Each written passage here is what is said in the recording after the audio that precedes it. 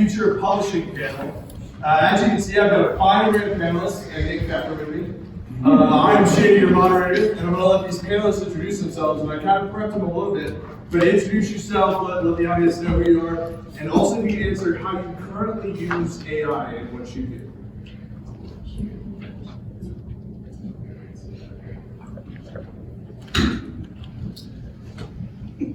Let's start that. All right, okay, my name is Mark Lefebvre, and I use AI in a couple of ways on an ongoing basis. Before I send a manuscript to an editor, I will use pro-writing it to try and save my editor headache, time, hassle.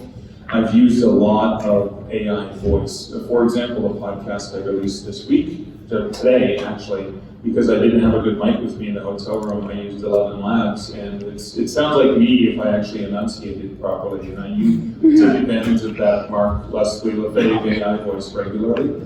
And I've also leveraged AI for audiobooks for the availability, accessibility for people when I can't afford to do it with a professional human narrator.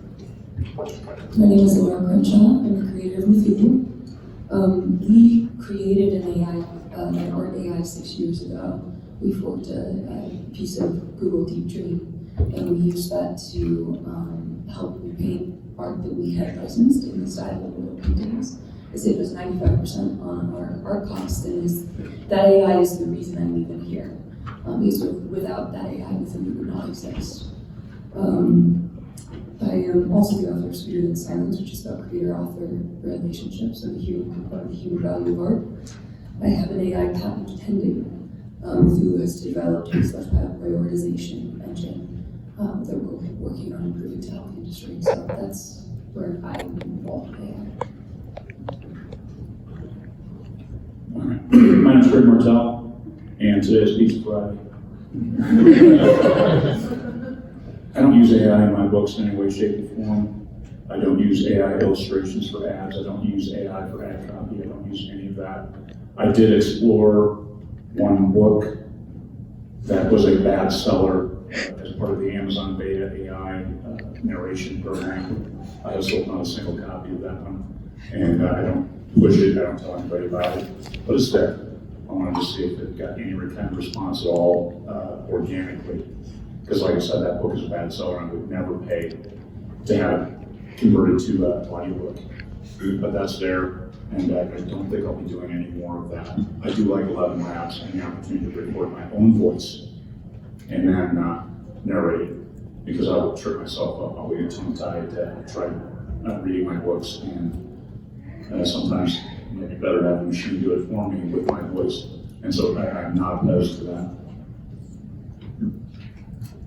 Hi everyone, my name is Michael Ronn.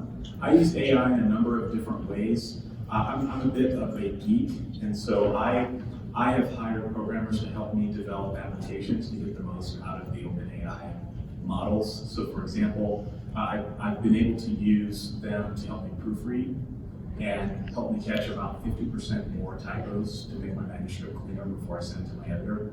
I've also used AI as almost like a running partner. So whenever I have questions on things, I use it. I also use it for its role-playing capabilities. So for example, I just partnered with the pseudo-write team and built a plugin called Write Better Dogs. So if you've ever got a section with a dog in it, basically the ChatGPT will pretend that it's a 30-year-old veterinarian or veterinarian with 30 years of experience to help you write better dogs and cats and you name it. So I use it for a lot of different things, and I'm just really excited about the technology. I'm Gannon. I write science fiction, fantasy, like Craig probably, and pretty much everything. My start is very different. I have no background in this material, but I did a lot of consulting inside the Beltway.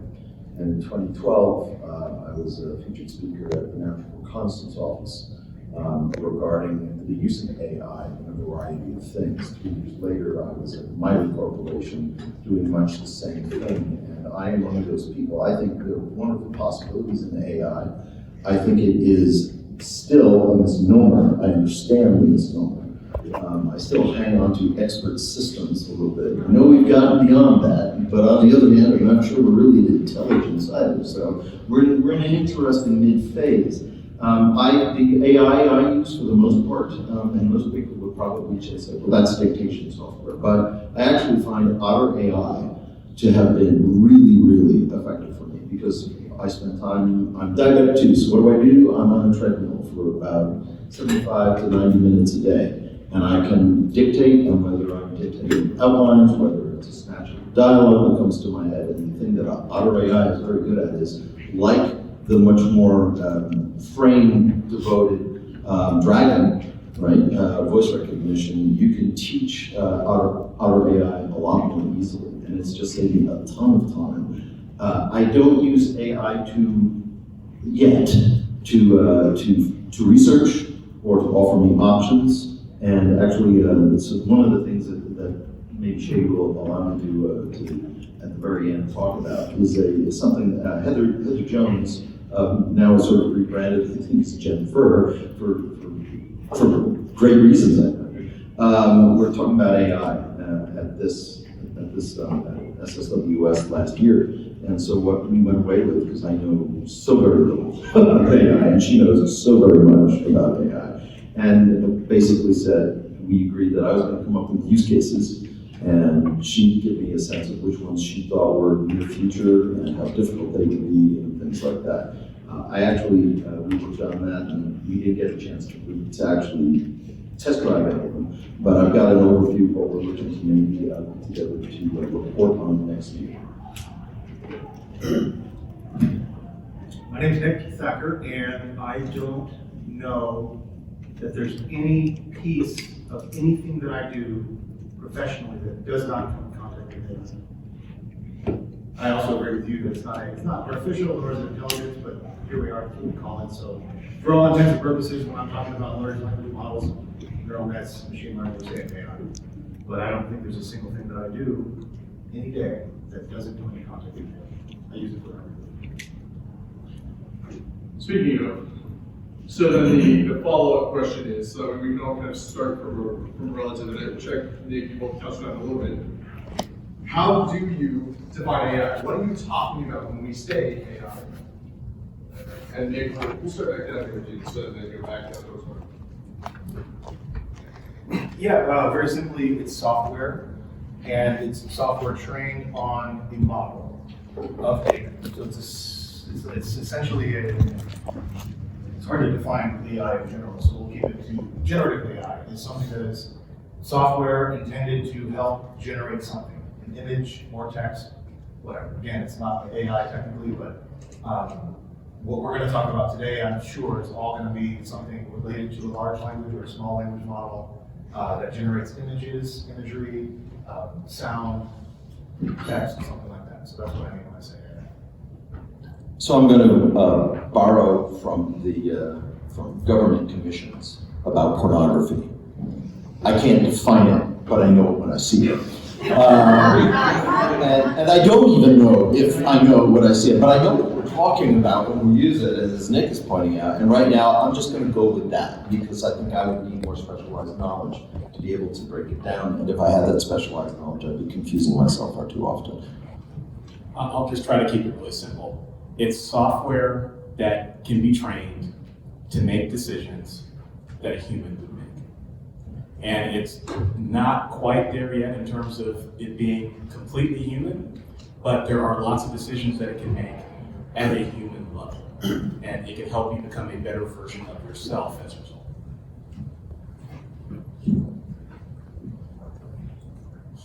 And in a rare occasion, I do agree with Nick Thacker. You heard it here, folks. It's neither artificial nor intelligent. It's a simple program that is extremely complex, trained off a model. And as a lawyer, I'm watching lawsuits. That's why I won't have anything to do with it right now. Once those lawsuits are rectified, then we'll see what kind of shape public policy goes in the use of both art and literary text. So it simply generates, in a lot of cases, new words. It will also rebuild a text. How is this paragraph better? And it can do that for you. but I would say so can your editor. It does not inspire, it does not come up with something that has never happened before. And except on a generative, you might say, this is a unique sentence, but I guarantee it's not unique. It's a calculation and nothing more at this point in time. AI is a machine that has permission to watch for patterns and show initiative. And although we're very focused on what AI is doing in our individual industry, I think it's really important that there are two big things that have changed in our world. AI has been around for a while.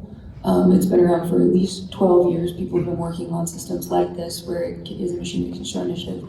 The difference now is that you don't have to be a programmer to communicate with a machine, because ChatGPT has cracked the code of natural language, and so somebody like me that is not technically sophisticated can go and let a computer know what I need.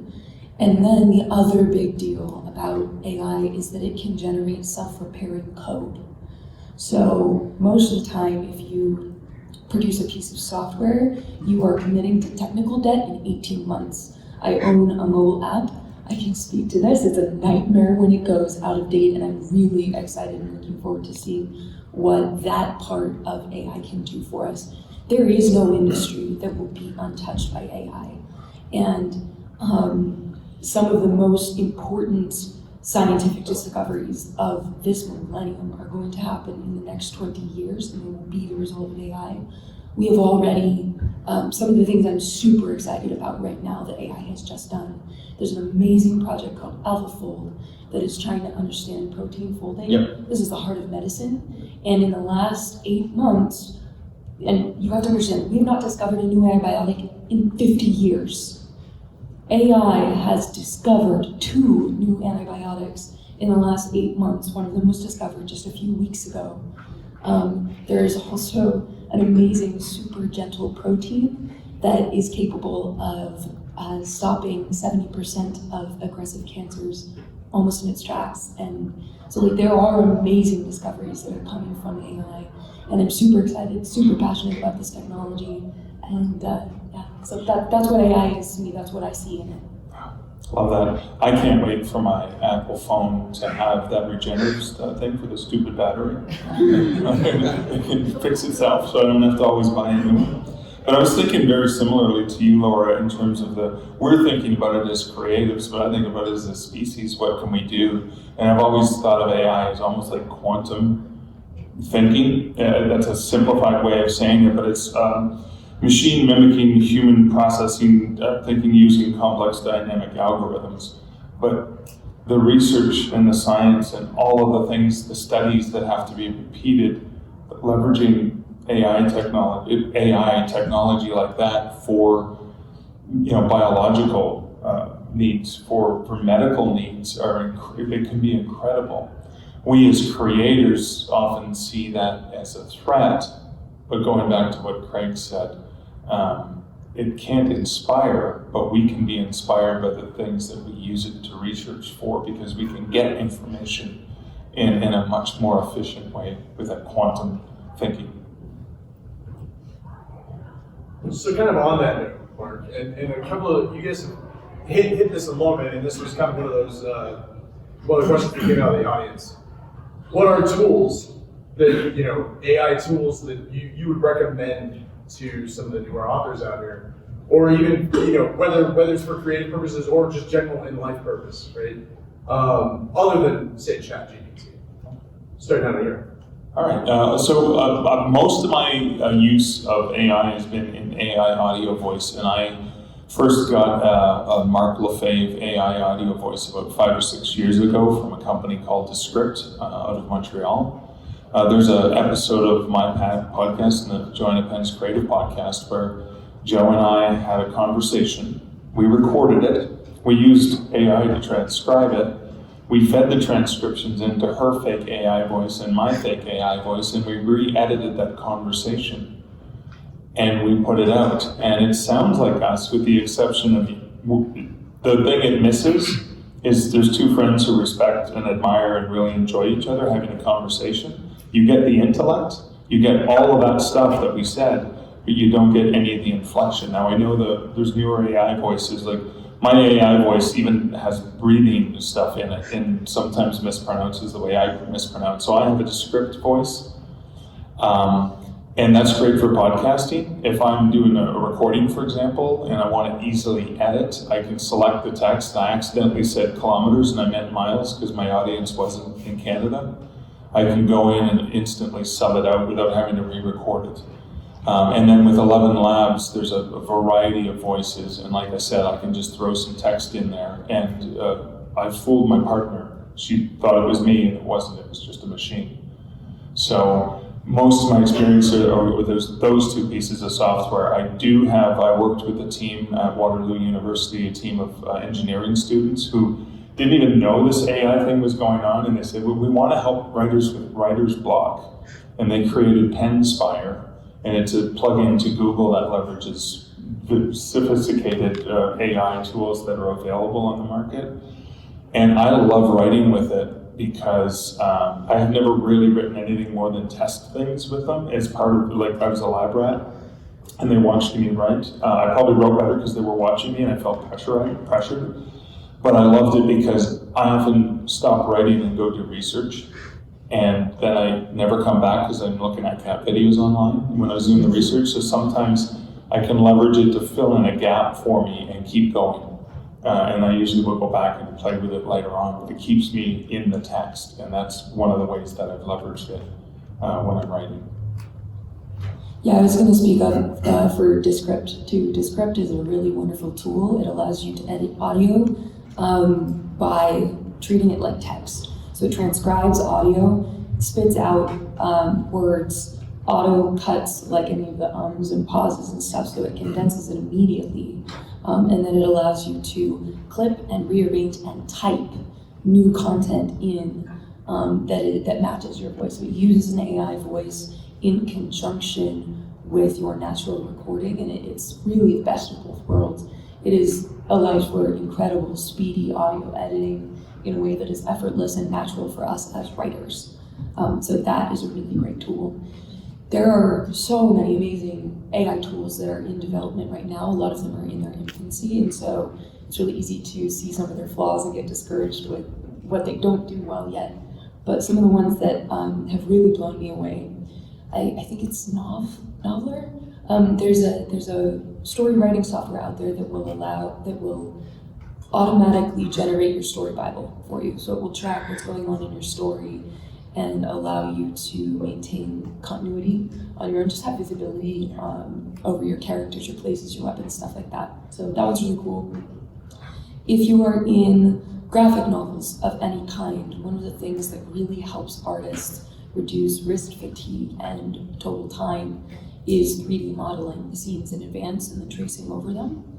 And toward that end, Unreal Engine has, you know, it powers video games, but they have an incredible character animation AI that they just released late last year, where you can do video recording on your phone. I can do it, and then it can take a stylized character image and animate it, complete with facial expressions and like matching lips. It's just unbelievable. So it can track all kinds of movements. So if you're in graphic novels at all, you can act out what your characters are doing for the graphic novel, send that to the artist, and really help the artist to reduce their time. So there's a lot of really cool tools like that. My advice is anything that a computer can do better or faster at the same quality than us, a computer should be doing those tasks so that we have time to do the things that we do best. So know your weaknesses. Go look for tools that can help with your specific weaknesses and see what you find that's working for you. 8 years in this business, over 8 million words published, 25 conferences or so as a guest speaker, and finally, I get to be the panel curmudgeon.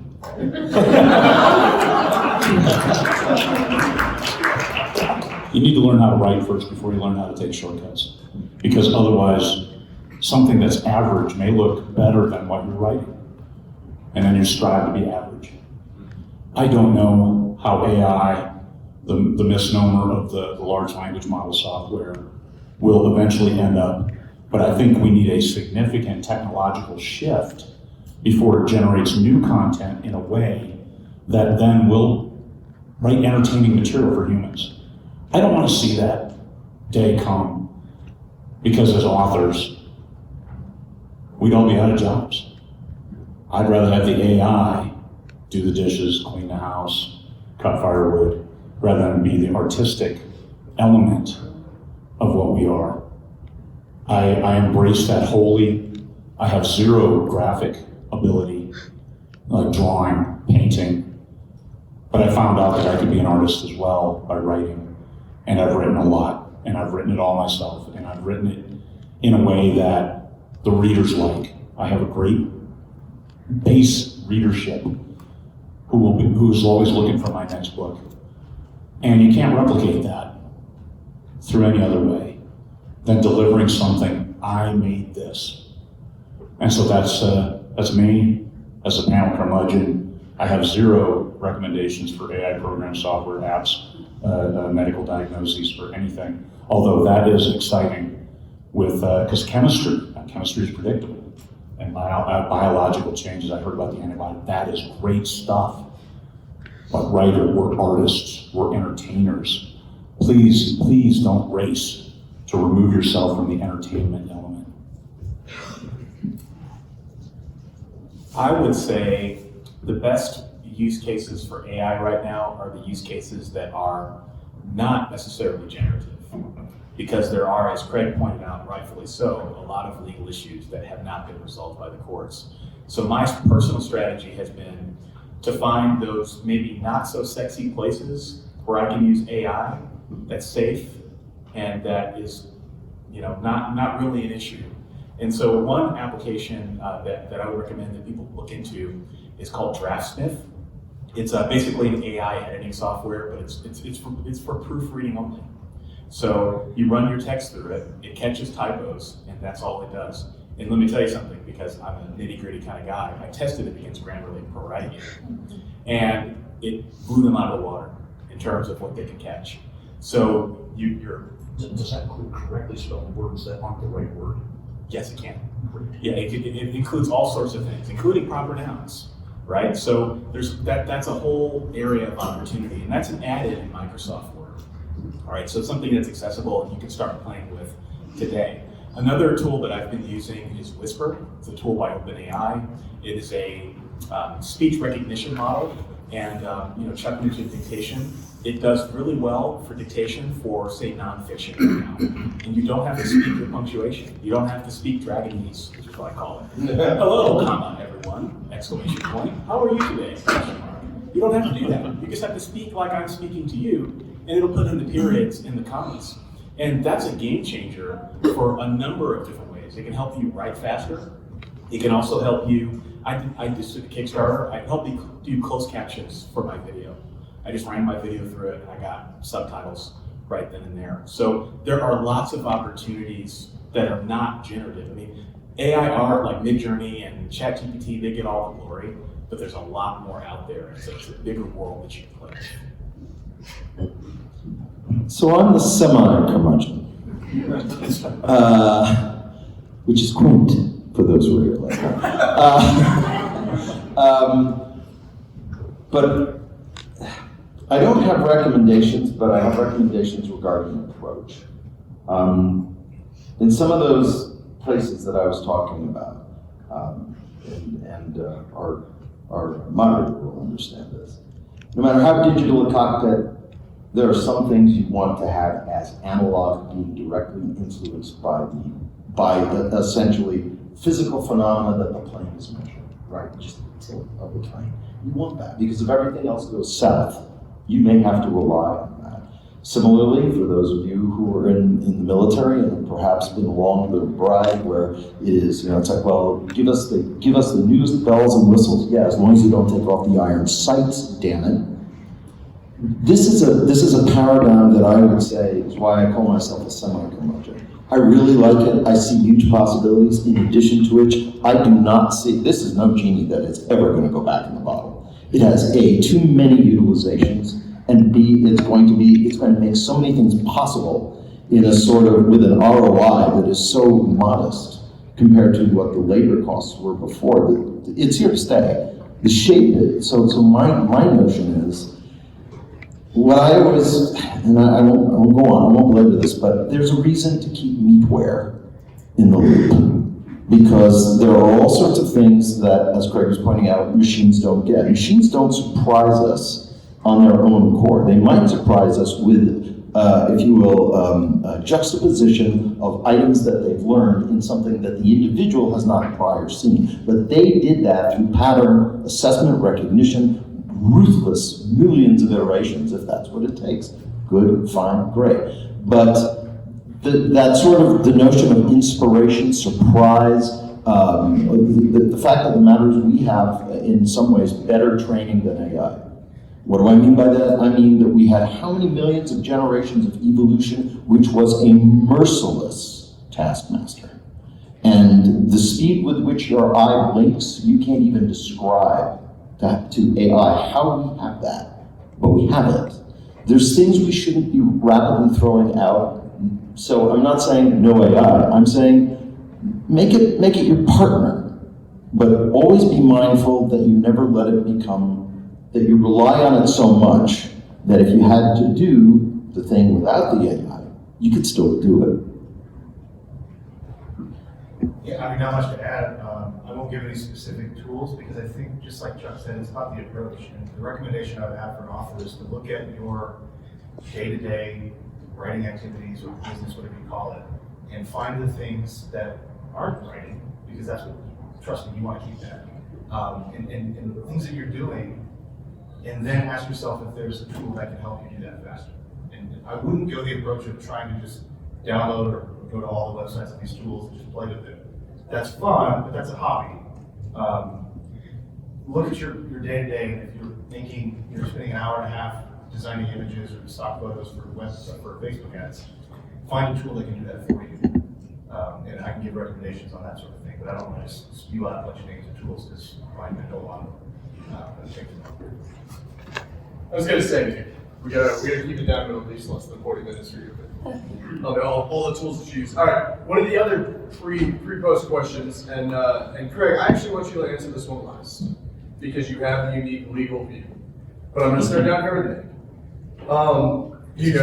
I don't have it. No. I'm gonna let you take that one. Yeah, so protecting work and security issues. You all touched on approach. And you touched on the fact that the software measures patterns and learns from that and is able to reproduce to a degree. But there is that concern out there. How do we protect work? How do we, what are, and not just beyond protecting creative work, but what kind of security issues do we run into with, our personal lives?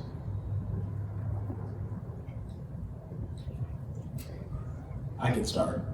So when you use an AI software, think about it like you are investing your money.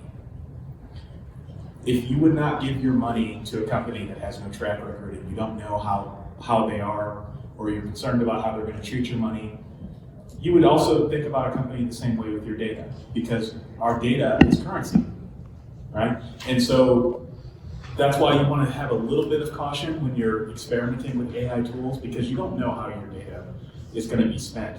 And so when you use these tools, when you run your work through these models, large language models in particular, you're training those models, and you're not necessarily getting compensated for it.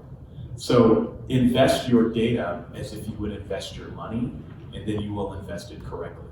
Now, that being said, I hate to tell everybody this, but ChatGPT was trained on a lot of self-published work. It's kind of an open secret, and to use a Rugrats analogy, the cat's kind of out of the bagel when it comes to that. So, you can put clauses in your copyright page to say don't train my AI. I don't know if that's really going to do anything.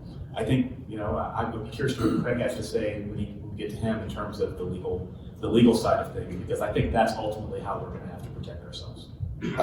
I think on that side, the bottom line is $100,000 is chump change to the big companies in this, and that means that you could.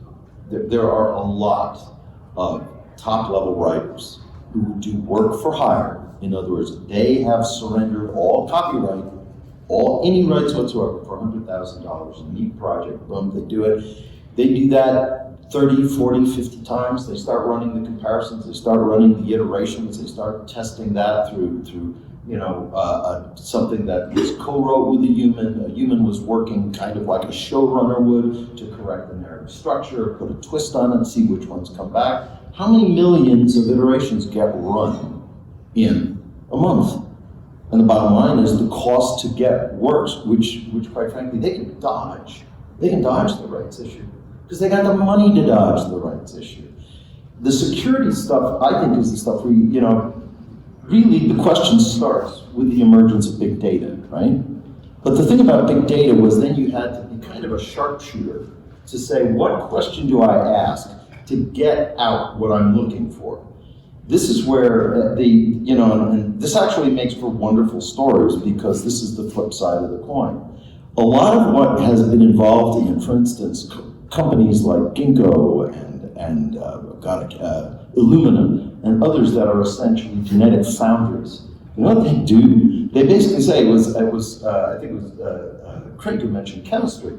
Here are the building blocks. Make molecules. See how they interact with other molecules. You don't even have to aim them at something. If the AI is capable of doing that, it's just going to generate.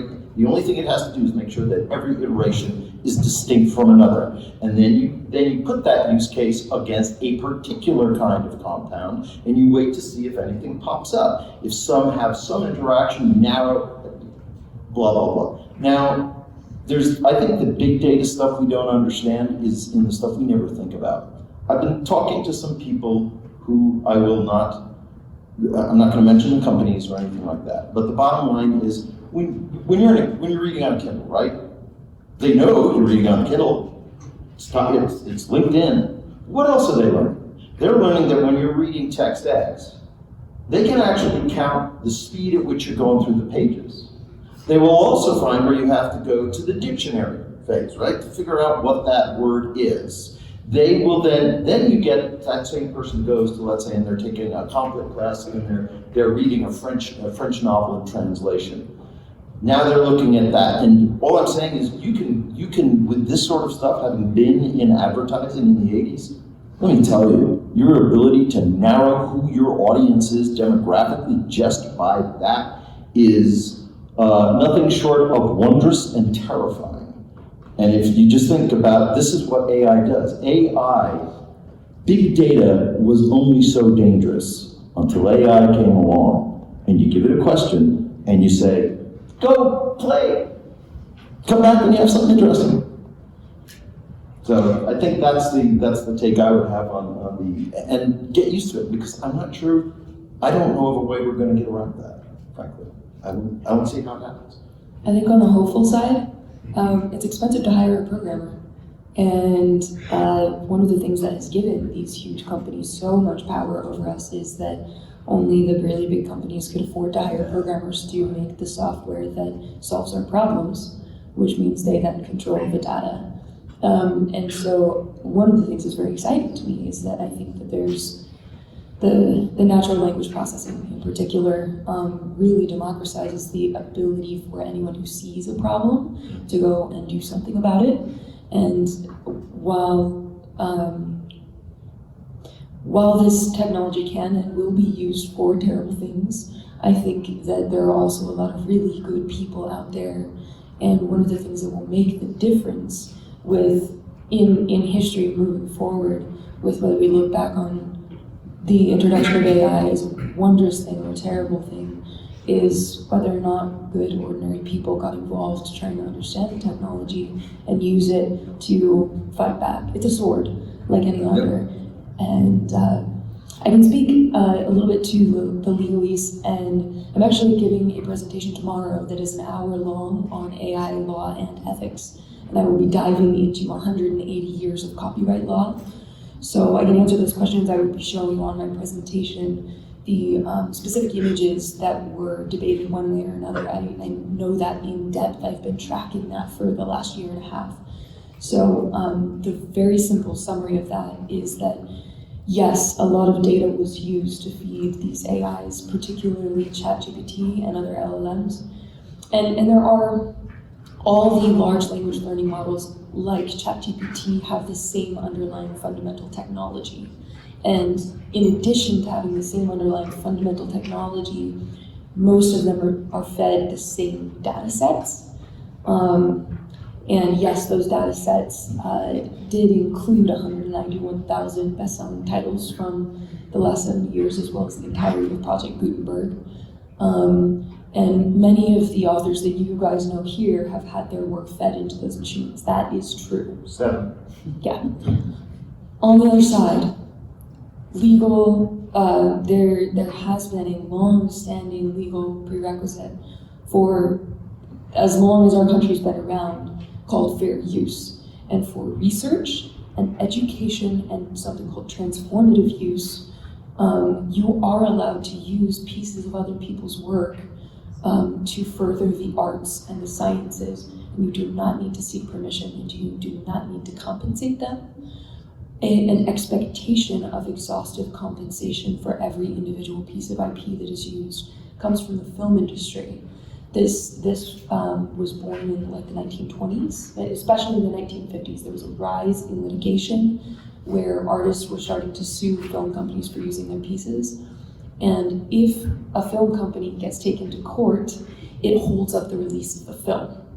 So even if the use was fair, it's very expensive to have your film delayed. And so the film industry began doing what's called clearance culture and exhaustively licensing every individual piece of IP that went into a piece of art. And that has turned into, 70 years later, an expectation that all our art, whenever it is used in any way, will be compensated, but that's not what the law requires. So, and I think one of the things that everybody is reacting to is the social repercussions of the technology. But if we had all been asked, we're fans of science, people like science, right? And if we'd been asked 10 years ago, if somebody had come to us and said, hey, you're a best-selling author, you have excellent command of the English language, you understand words like very few people do, and I'm working on a research process where we're trying to help understand language better. May I use your words to help train my computer better? I think that a lot of people would have been in favor of that. It's certainly a very murky thing to look back on because that was not how it was done. But that's just a spark notes, that's a preview of some of the things that I can talk about tomorrow. Overall, I think that, I'm sorry, what was the question?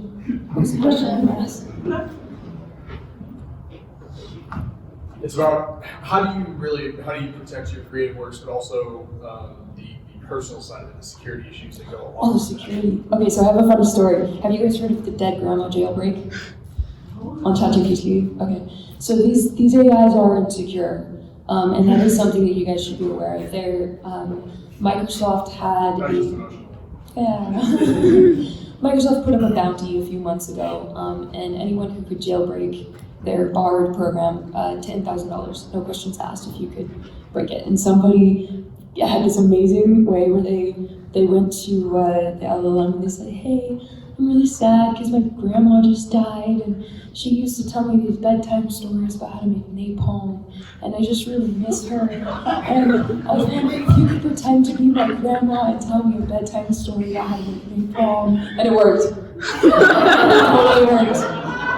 And then around the same time, GPT had a vulnerability that was discovered where if you just asked it to repeat the same word over and over and over forever, it would obey, but then it wants to use the underlying patterns in the software, and so it would begin to reveal the data that was in its training database, and that did include sensitive data like user email addresses and very private data.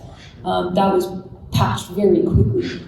But the LLMs, all of these AIs, they work partially through comprehension, where it's trying to understand what a thing is the way we understand it, but it is partially also collage, and that training data is still there. So it's a mix of that technology. It's not purely one or the other. So those are the risks that you take on when you are using this technology. Mark?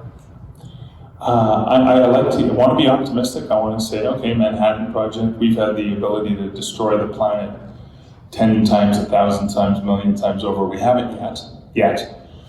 But I also worry about the Skynet issue, which I think is a very real issue, because given all the data, the big data of our evidence of how we treat this planet, once the machines actually, if they were given the power and the control over the tools, they would decide where the best thing to do is to kill all humans, and then the planet will be safe. I mean, so that grandma story illustrates that. You know, the well-intentioned, oh, you miss your grandma, I'm going to give you this thing. That makes me a little bit skeptical and fearful. But the other thing I know is none of my data is safe or secure. I have no impression, no fallacy that I have any sort of privacy whatsoever. And at any point in time, anything and everything about me can be known. I've accepted that. And it's kind of scary, but I'm a horror writer, so that fits. Nick, did you want to pass on this question still? All right. Craig.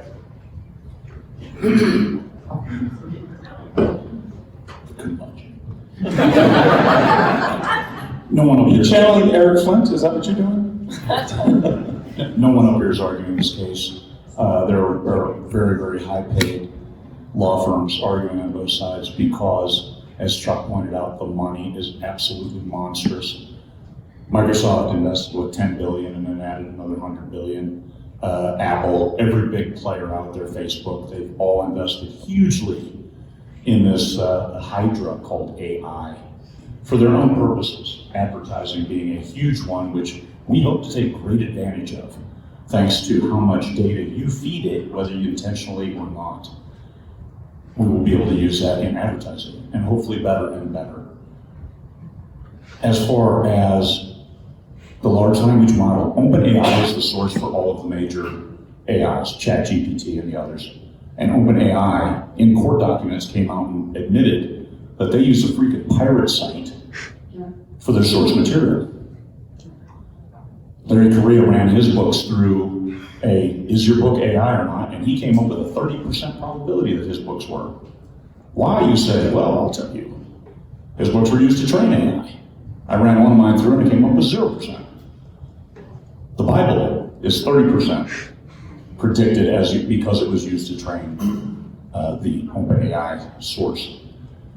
And like I talked about earlier, unless there's a significant technological change, everything is based off this same source technology and source language model.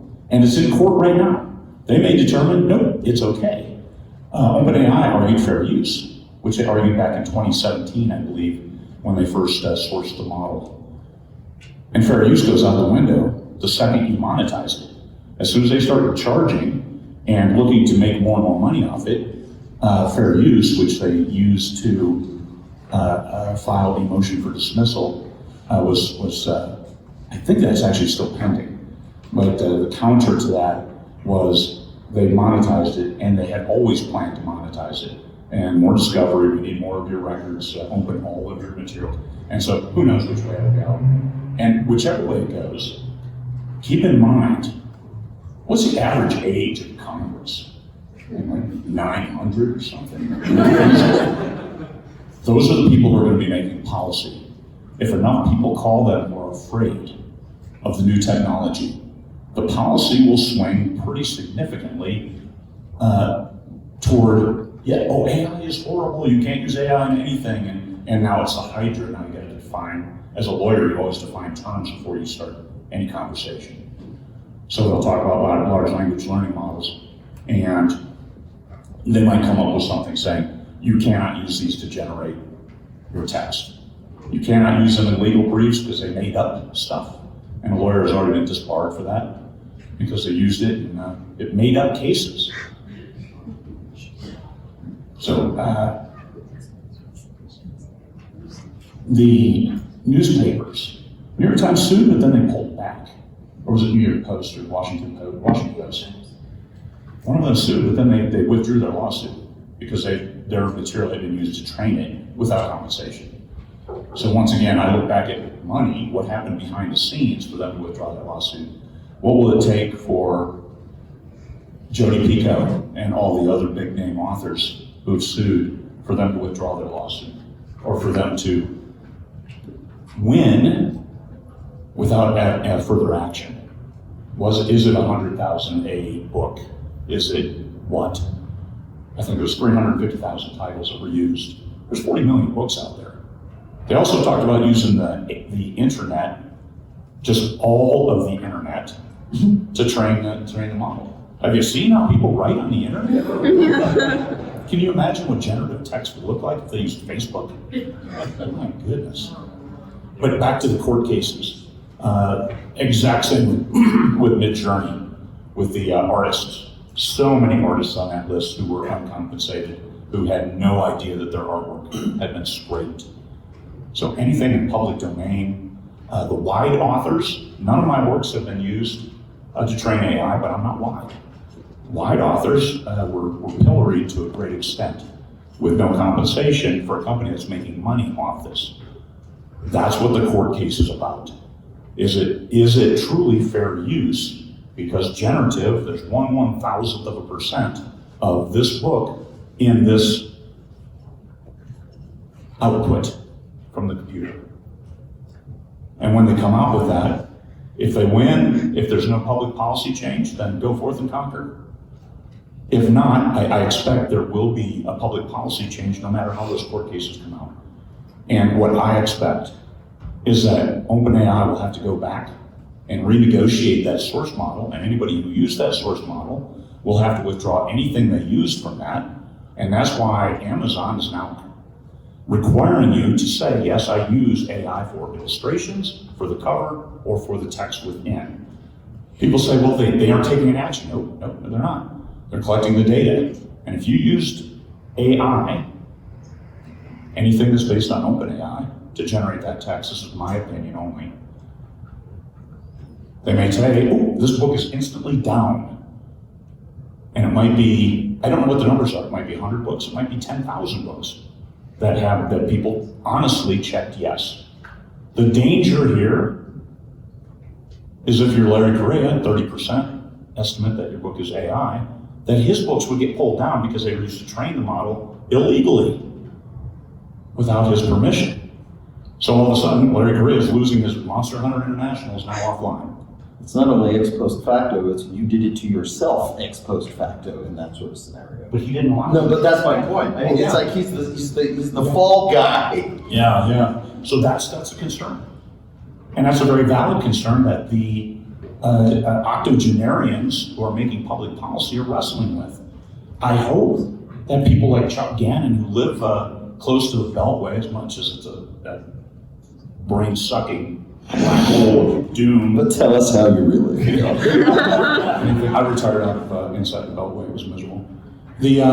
But people like Chuck are the ones who are drafting those policies, and not the octogenarians, because they have no clue. If you watch any of the public policy debates, you listen to them, they don't know anything. Yeah, they don't. They really don't. About internet. The internet, one of my questions, he had no idea what the internet was. It was amazing. And they're the ones who are going to make the law. Can I respond to some of what you said? May I respond to some of what you said? Can I riff off one thing? Yeah, go for Just it. one Go thing, first. which is they will not, even if in some strange drug-induced alternate reality where somebody actually asks my opinion about this, they wouldn't want my opinion because I would have actually a further concern. As dangerous as AI is, now that it's out of the bottle, the last thing you want to do is vilify it so bad that the only place it can live is the dark web, and now you have real trouble. It's the other thing that the police did. Don't shut all the criminals down because then you can watch where the crime is. If you think this could be abused, you need to be able to watch where it's being used and how it's being used. used. And Absolutely. that's, I'll say, I agree with all of this. Everything is speculation at this point. The court cases are speculation. We're not going to argue it up here. We're not going to come up, I gave you my opinion, and that's it. You do take a risk. I think there is a risk involved with using AI to generate text within your novels. As far as elsewhere you use it, that's up to you. And I'm not going to pillory anyone if they use AI to write their novels. You're a prompter. You've created a story, and you hope people escape into it, buy it, and then buy the next one. So it's individual decisions. Laura. So, I think you're right that there are a lot of people out there who are afraid of the technology, and that fear can be very influential. I think that as storytellers, we have tremendous influence over that public discourse. And I think that's part of why we're having this panel here and trying to answer your questions and help you guys solidify your opinions about the AI, because you are influencers. We influence you, and then you will go and influence other people. I think it's really important to understand there's an assumption that if you use AI, you're compromising your artistic purity. And I think it's important to remember that as writers, there's so many tasks that we have to do to be writers other than writing. I mean, that's what this whole conference is about. It's about all the petty little business tasks and marketing tasks and technical tasks and interpersonal tasks that prop us up, that prop up that one last most important thing that we do. And even if you write every word and edit every word of your books by yourself, there's still so many other valid uses of AI. The other thing that I want to say is that I know that the legal status of AI, the legal protection of it is still up in the air, but I would encourage you to be part of that conversation and strive to influence the protection of AI-generated work, because if AI-generated work is protected the same way that mechanical capture protects photographers who generate new art using a machine, then artists who use generative AI can use that tool in the creation of new work, and they can protect that new work.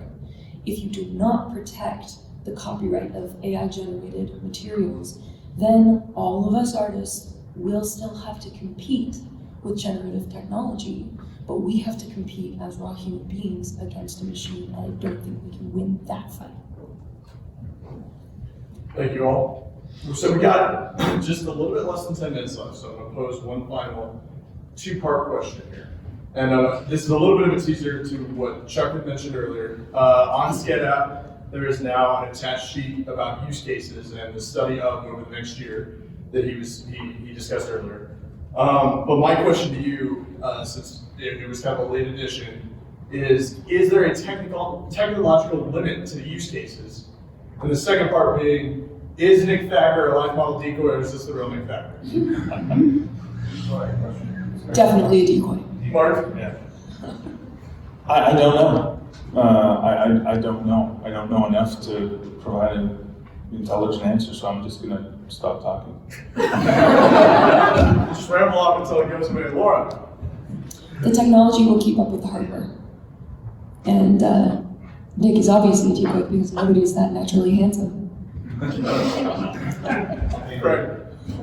Still only $50, he says. Michael?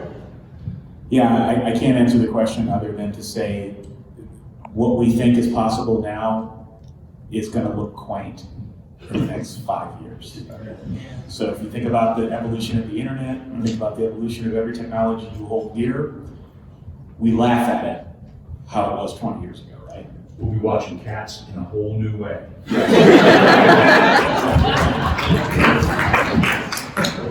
Chuck? Deep fake felines, that's what I'm asking. I don't know enough about the technology, but I completely agree that, this is marginal. We're in the early days.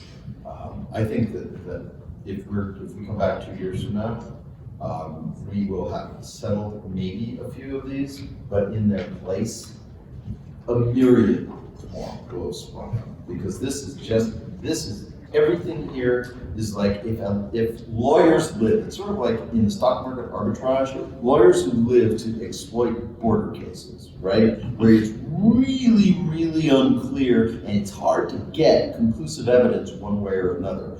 This is going to be a playground for that. All right, Nick. Are you a life model decoy? I would tell you if I knew. Living assistant. I was not programmed to know the answer to that question. What about the use cases? I know you use it a lot. I know you've studied it a bit. What's the actual question? Is there a limit right now that we can see on the use cases for AI in our creative works? Is it going to be a technological barrier we can't find? This is going to be a technological barrier. I mean, that's a hard question to answer. Given the Moore's law, and, you know, how much computing can computers do before? I don't know. Or quantum, you know, computing, that's going to open up a whole new level of stuff. I don't have any answer to that question really. It's too hard to say. Well, since nobody really, Craig. If, okay, so say I'm right and OpenAI loses the case miserably, how long do you think it'll be? Because all the technology is there taking the source model. How long do you think it'll be before they have a new source model that's now legal? And I suggest it could be days. And they'll run the source, and they're already working on it. The second they lose that case, another one will take its place, and then it'll be all above board, and we'll be back there.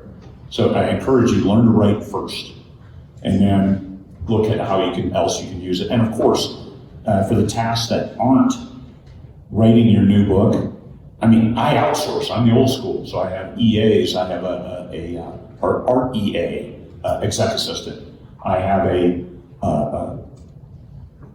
conference EA. I have a newsletter EA. I have all of these people helping me because I want to outsource this stuff. If you're still riding solo, I mean, AI can provide a lot of benefits at this point in time that you won't pay for later. There's zero risk if some way that lawsuit comes out. So what tools are your EAs using? What's that? What tools are your EAs using? Well, my EAs are older and more curmudgeonly than me. So I'm pretty sure, when I get stuff back, it's not AI. If it is, good on me. Yeah, I wanted to say something about that real quick, if you didn't mind. No, Okay, so when you are hiring people, if you are not already doing it, it is a very prudent and smart idea to get to know up front whether they are using artificial intelligence in the outputs that you're getting, particularly cover design. And you want to make sure you get that in writing, and you also want to make sure that you've got a contract that has a whole harness and indemnification clause in it, because to Craig's point, we don't know how all this is going to shake out, and the last thing you want to do is hire somebody that's using AI, and then you're going to be on the hook for it. So just be very careful with that as well, and make sure you're getting all that up front. Or having to replace X number of covers. I have a lot more information about the legal use of stuff like that, and I can cover that tomorrow in the law and ethics, and that's going to be followed by in author workflows with AI, so look for that tomorrow. All right, so we are right at time. Thank you all for coming. Thank you especially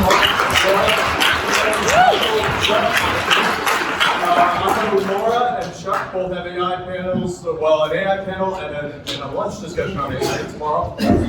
Please help me clean up the room and make sure you make over to Heritage for drawing out the dragons. Yeah. Yes.